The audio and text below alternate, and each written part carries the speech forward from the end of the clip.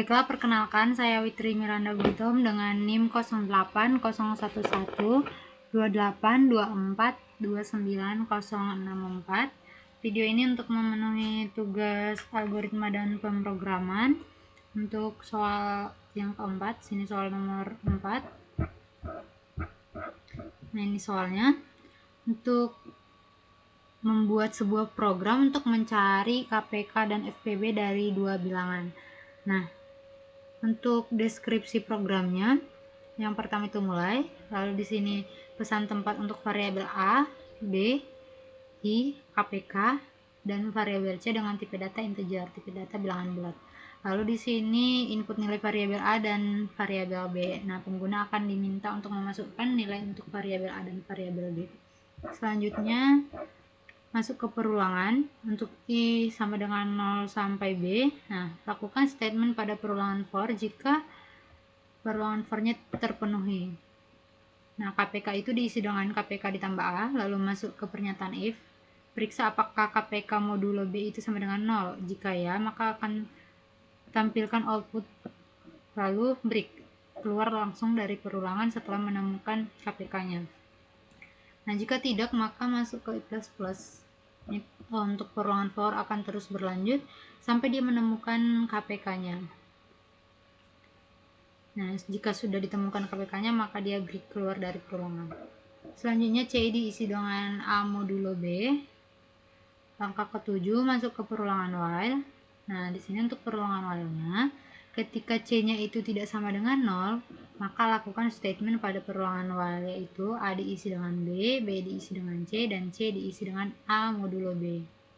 Nah, lakukan sampai kondisi pada while tidak terpenuhi. Nah, setelah kondisi pada while-nya tidak terpenuhi, maka keluar dari perulangan while, lalu tampilkan output variabel B, yaitu KPK. Yaitu FPB. Ya, FPB, lalu selesai. Untuk flowchart-nya seperti ini. Start, lalu input nilai A dan B, masuk ke perulangan untuk I sama dengan 1 sampai B. Jika dia true, maka KPK sama dengan KPK ditambah A. Nah, lalu ini masuk ke pernyataan if, apakah KPK modulo B itu sama dengan 0. Jika ya, maka dia akan mencetak KPK, lalu break, tadi keluar dari perulangan ini. Nah, jika tidak, maka dia akan I++ dan melakukan perulangan kembali sampai dia menemukan hasil KPK, maka baru dia akan keluar dari perulangan.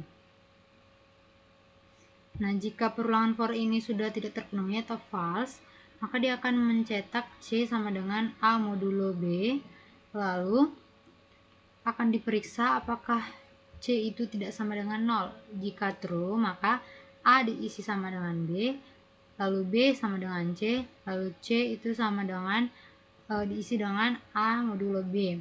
Nah, kemudian masuk lagi ke memeriksa apakah C itu tidak sama dengan 0. Jika dia masih true, dia akan melakukan ini lagi, masuk lagi untuk mengecek C apakah dia tidak sama dengan 0. Jika dia true, dia akan melakukan statement ini lagi, dan begitu seterusnya sampai kondisi pada perulangan while ini tidak terpenuhi, maka dia false, maka dia akan mencetak hasil B, lalu N. Untuk pseudocode-nya, ini deklarasikan variabel A, B, I, KPK, dan variabel C dengan tipe data integer, lalu mulai. Kemudian KPK diinisialisasikan dengan 0, kemudian input nilai A dan nilai B. Nah, ini masuk lagi ke perulangan for-nya, melakukan statement yang ada di dalamnya ini. Selanjutnya, jika dia ini masuk ke pernyataan if. Nah, di dalam pernyataan if-nya ini, jika dia terpenuhi ini, maka dia akan mencetak KPK lalu keluar dari perulangan. Nah, jika dia tidak terpenuhi untuk perulangan if-nya, maka dia masuk ke I++. I-nya itu diisi dengan I ditambah 1. Lalu setelah itu melakukan statement yang ada di dalam perulangan for lagi. Nah, jika perulangan for-nya sudah break atau keluar dari perulangan for, maka dia masuk ke ini mengoperasikan C diisi dengan A modulo B, lalu masuk ke perulangan while, mengecek apakah itu C itu tidak sama dengan 0. Jika ya, maka A diisi dengan B, B diisi dengan C, C diisi dengan A modulo B. Nah, jika sudah tidak terpenuhi untuk perulangan while-nya, maka dia akan end, lalu dia akan mencetak nilai B, hasil B, lalu N. Untuk program C++ nya kita masukkan file header-nya sebagai pustaka untuk mengimpor dan fungsi-fungsi atau kode-kode seperti cin, cout, dan ndl agar bisa digunakan dalam program. Nah, di sini kita masukkan input istream, lalu using namespace std, agar di dalam program tidak perlu lagi menambahkan std di depan kode seperti cin dan yang lain-lainnya. Lalu masukkan fungsi utamanya in main. Lalu kita deklarasikan variabelnya. Di sini tipe datanya integer, variabelnya adalah A, B, I, KPK, dan C. Selanjutnya inisialisasikan KPK diisi dengan 0, jadi nilai KPK-nya itu pertama adalah 0. Lalu tampilkan pesan untuk menginput nilai A dan B. Masukkan bilangan pertama.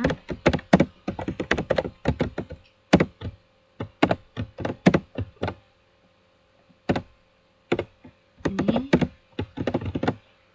A. Kemudian tampilkan lagi pesan untuk bilangan kedua yaitu B. Masukkan bilangan kedua.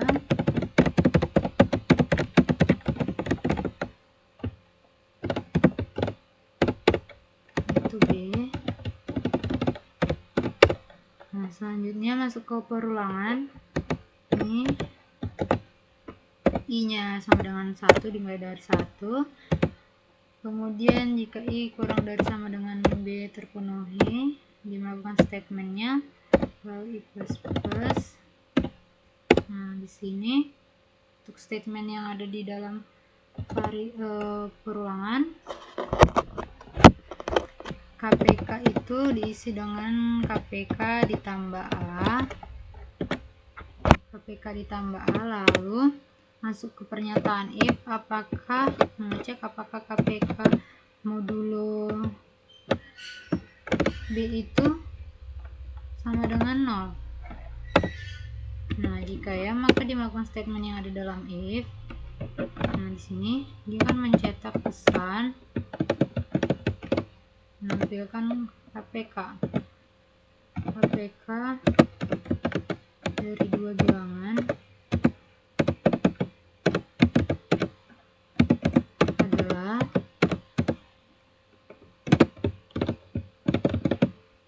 KPK. Nah, sini kita tekan enternya.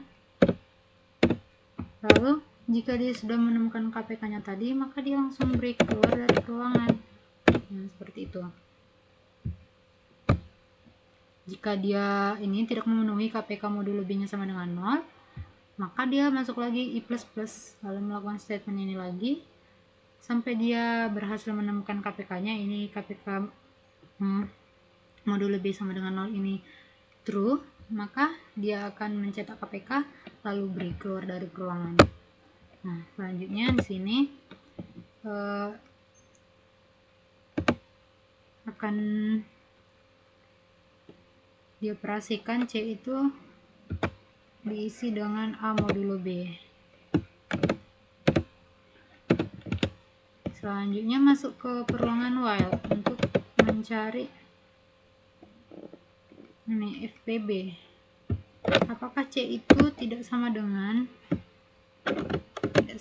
seperti ini operatornya. tidak sama dengan 0. Jika dia benar tidak sama dengan 0, maka melakukan statement di dalamnya itu A diisi dengan B, kemudian B diisi dengan C, lalu C diisi dengan A modulo B. Nah, selanjutnya jika dia sudah terpenuhi untuk perulangan awalnya, maka dia akan mencetak pesan ke layar menampilkan FPB dari dua bilangan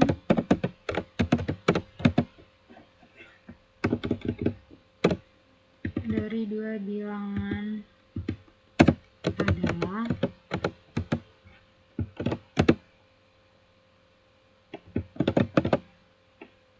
B, lalu enter.